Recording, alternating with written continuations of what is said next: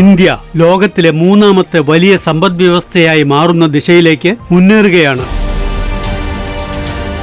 രാജ്യത്തിന്റെ ഈ പുരോഗതിയിൽ സഹകരണ മേഖലയുടെ പങ്ക്, പ്രത്യേകിച്ച് ഗ്രാമീണ സമ്പദ്വ്യവസ്ഥയെ ശക്തിപ്പെടുത്തുന്നതിൽ ഒരു നാഴികക്കല്ലായി മാറും.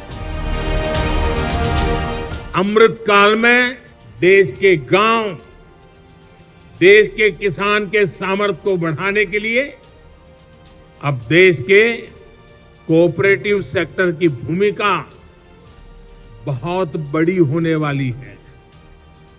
सरकार और सहकार मिलकर विकसित भारत, आत्मनिर्भर भारत के संकल्प को डबल मजबूती देंगे।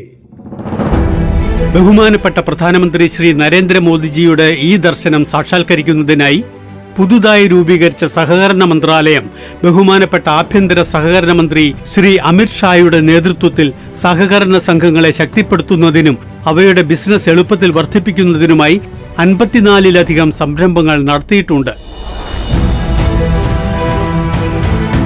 1-ലധികം സംസ്ഥാനങ്ങളിൽ പ്രവർത്തിക്കുന്ന സഹകരണ സംഘങ്ങളെ നിയന്ത്രിക്കുന്നത് ഭരണഘടനയുടെ യൂണിയൻ ലിസ്റ്റിലെ entry 44, multi state co operative societies act 2002 എന്നിവയാണ്. Multi state